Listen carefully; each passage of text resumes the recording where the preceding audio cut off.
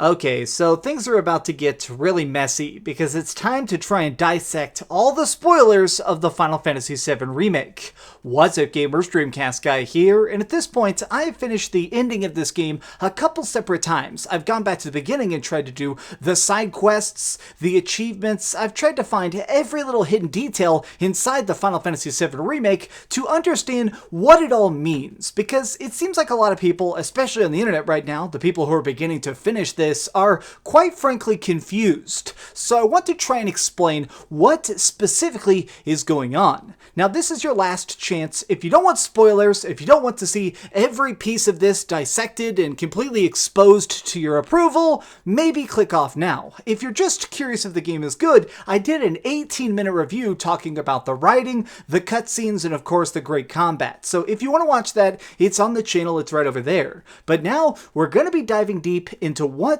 this is. Are you ready? Here we go. So the point of this video is to try and break down the three questions that I've been seeing the most, which is that number one, what are the ghosts? Number two, what exactly is Sephiroth? And number three, what does this ending really kind of lead up to? Let's start off by talking about the ghosts. This is the biggest addition to the Final Fantasy VII Remake. This did not exist at all in the original version of FF7 when it came out on the PlayStation 1, but it basically breaks down to this, which is that these ghosts, they're called the Arbiters of Fate. They're essentially the guardians of the timeline. That's their point. They're trying to make it where everybody is doing exactly what they're supposed to do. That way Sephiroth ends up dead, and everybody on the planet can just cheer and party all day. But this also leads to something very, very strange, which is that since these things are fate, they're outside the timeline. They are like ghosts that exist in the fourth dimension, which is why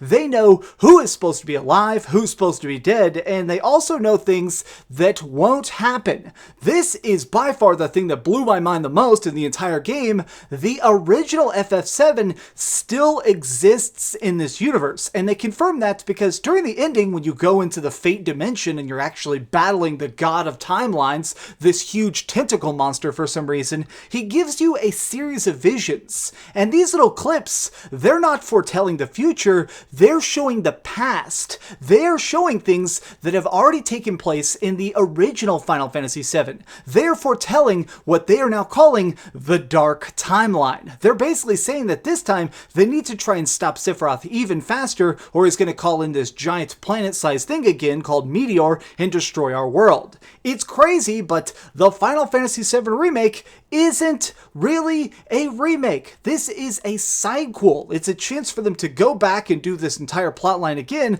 but with a totally different sequence and maybe a different conclusion. So the ghosts are weird, especially because they show up so much. They try and just block your path. They're mini bosses at times, and they kind of just show you that eventually, no matter what, fate is always going to win. But of course, this is a Tetsuya Nomura game, and this guy is just obsessed with the idea of destiny and how everything is predetermined. Now, the biggest part of these fake ghosts that kind of confuse things is because not only are they outside the timeline, which is bizarre, but it means that they were able to influence past events as well, which is one thing they showed. This guy is Zack. It seems like a lot of people who have never played Final Fantasy are completely befuddled as to who this guy is. Well, I don't think they should have even shown him. The fact that they showed this during the ending cutscene, this isn't going to make any sense to 99% of the population, but this guy is basically somebody that used to be in the military with Cloud. It's his old war buddy, and is basically the guy who was the soldier first class that he always looked up to.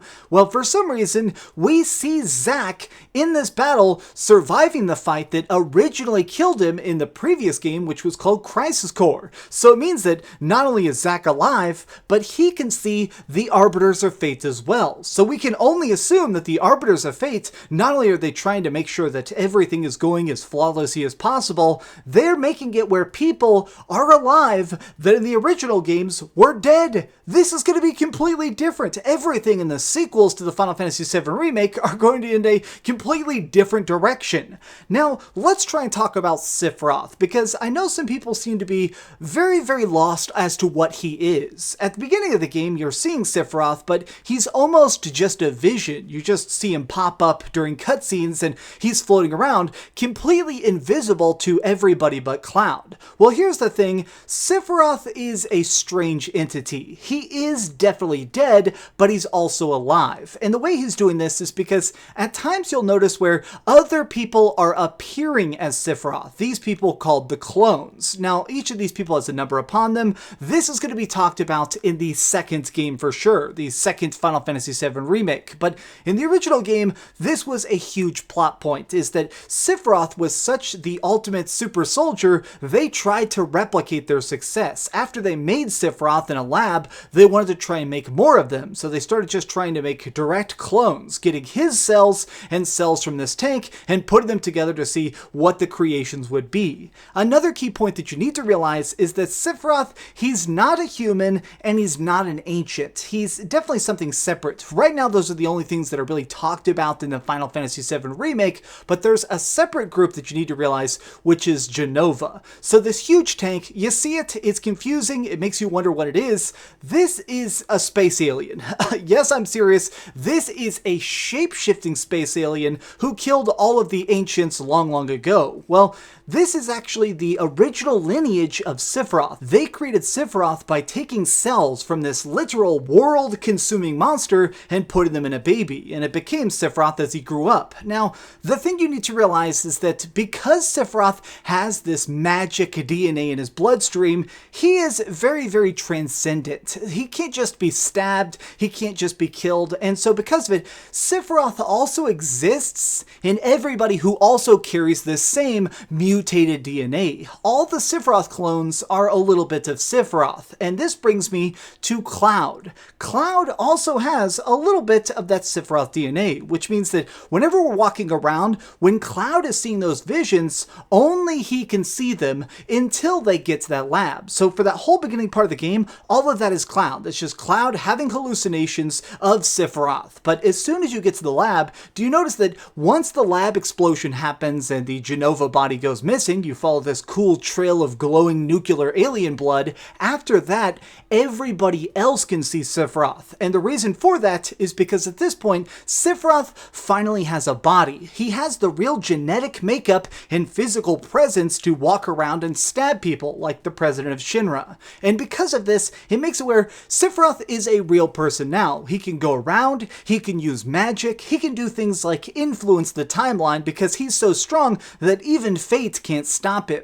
Now, my issue with this is that I don't think that they should have put this in the Final Fantasy VII Remake, because this is something that in the original game is shown way further into the project. I mean, this was way deeper into it, and it gives you more of a chance to understand the characters in the universe before they start trying to unload super soldiers. Having Sephiroth fly around and use magic so early in the storyline is such a strange choice, because obviously the game isn't ready for that. I mean, they're even having to show every time you actually touch Sephiroth, a lot of times you have these giant boss fights like this one here. These are pieces of Jenova. These are the real physical body pieces that make up what is Sephiroth and what is Jenova. It's crazy. This shouldn't be in the game yet. I'm kind of befuddled as to why they thought that this crazy Advent Children super fight where people are summoning up buildings from the ground and shredding steel like butter, this is not the normal way to end such a tiny story. Up until this point, we were just trying to fight Shinra, and now we're battling a god. I mean, it's just such an odd choice. But this brings me to the third section, and definitely the thing that I think is the most important, which is, what does this ending actually mean? Now that we're here and battling fate and destroying things, where are we going from here? In my opinion, it seems like what's going to happen from here on out is that they've now destroyed the timeline. Nothing is going to be the same. I think that the fact that we have just crushed fate itself, the fact that all the arbiters have been dissipated, I think that what they're going to try and do is make the Final Fantasy VII Remake 2, I think that it's going down a completely different path. I do believe that Cloud and his friends are of course going to make make a return, but